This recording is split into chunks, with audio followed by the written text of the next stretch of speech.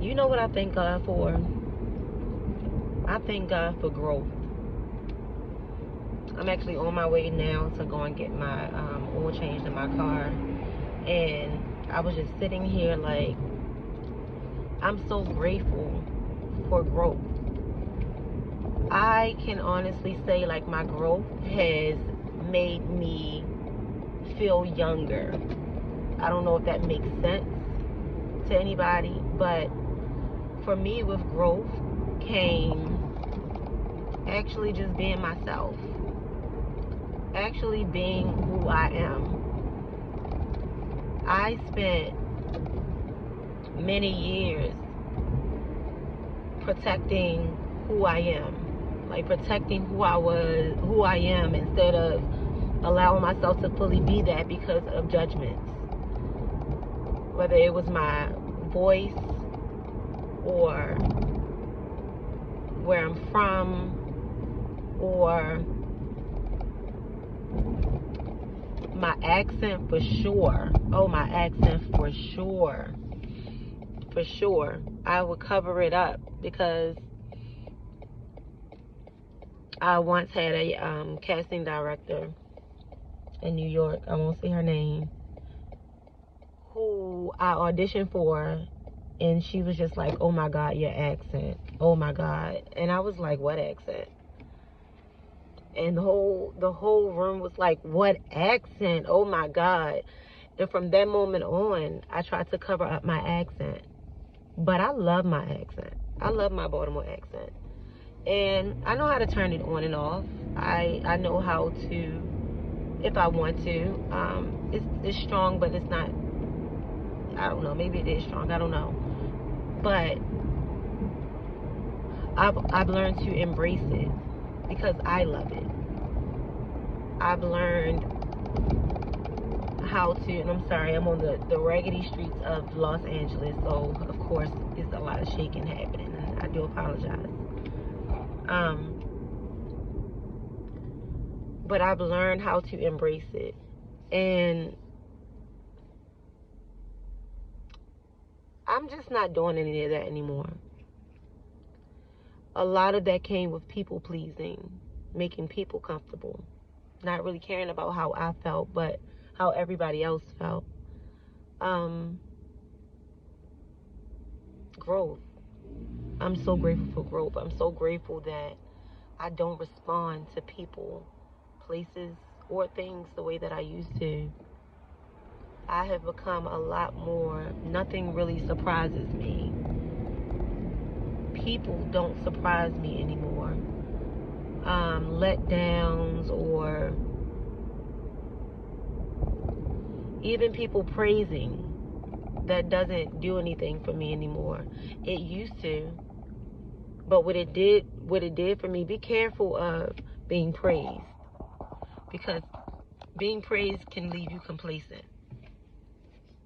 Being praised can leave you complacent. It could leave you in a space of thinking, I'm doing good. I'm good. I don't have to work any harder. It's a lie. It's a lie. And a lot of the times, the people that are giving us the praise aren't in a space where we are in our lives. So they don't understand where you're trying to get to. You'll hear things like, I heard somebody say to me one time, a family member, who I later found out was really a hater. She said, why are you trying to do more? You are the goal. You've already done so much. You are the goal. Don't do any more. You don't need to do any more. It's basically what she was saying. And I later found out, of course you don't want me to do any more, because my shine is getting too bright. My glow is glowing too much for you. So I had to learn that everybody, praises aren't always to bring you up. Sometimes praises are to keep you where you are. Sometimes that's what it is. So yeah, I've learned, excuse me, sorry, lips are dry. I've learned to be careful of those things, to let them slide off my back. people's opinions, to let them slide off of my back. I used to ask everybody, what do you think? What do you think? Well, it's really not important about what they think. What's important is what God thinks. What's important is your relationship with God and what He has for you, and the plans that He put in motion for you. If you're going to ask anybody of what they think, it should be Him. I've learned that when I start asking everybody else their opinions, it does a few things. Number one, it gives them access into your life to have an opinion even when you don't ask for one. It does that. It also blinds you of your own opinion. You forget about what you think because you've taken on what everybody else is thinking about what you think or what you want.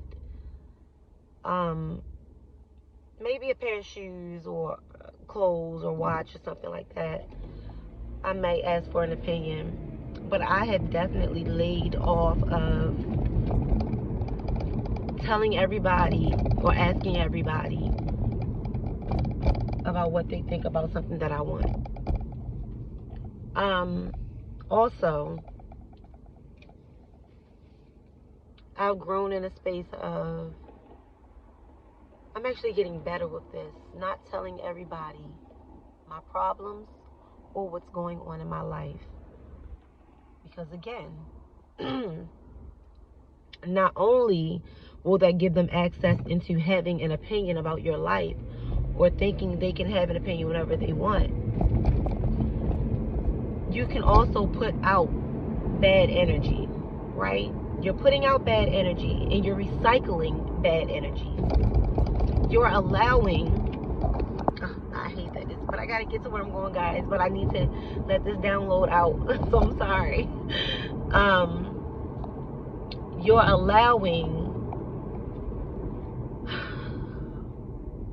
You're recycling bad energy. So every time you talk about your problem, you're bringing it back up. I recently had a situation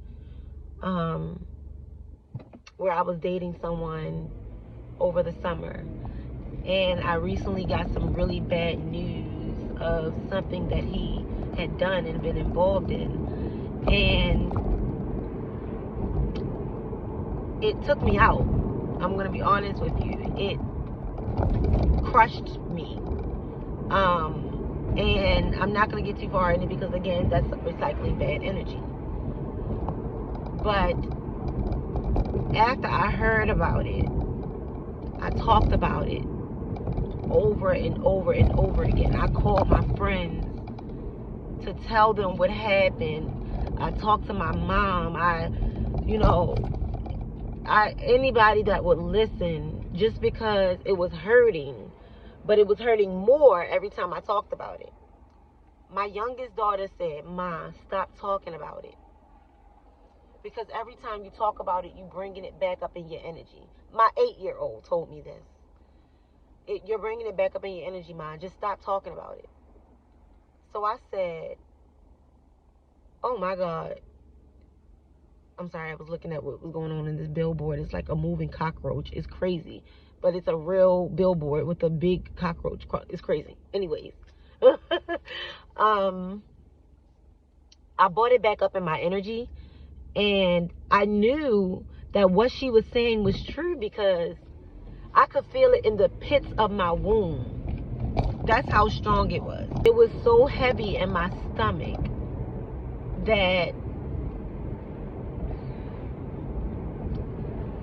I could feel it. I just could feel it all over again. So you got to be careful with that. You got to be careful of what you're talking up, what you're talking about.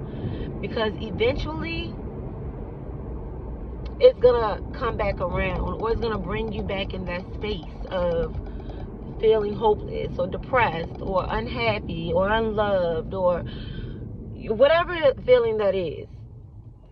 So, I learned that. I'm learning that, to let the past be the past, to leave it where it lies, because bringing it back up, it's not doing harm to anybody but you. So I'm grateful for growth. Let's be grateful. Let's be grateful for growth. I'm grateful that I'm seeing myself more.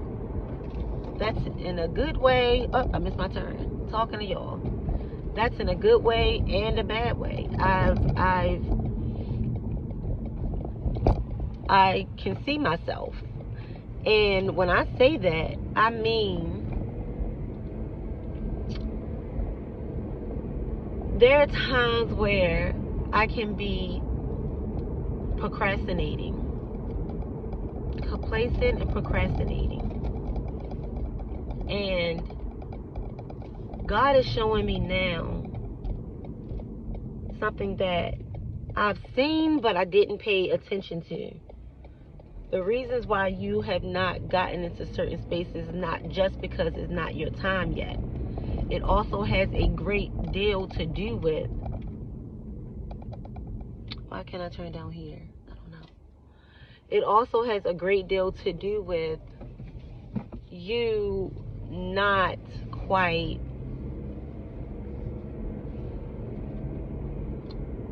doing what you are supposed to do at the time you're supposed to do it.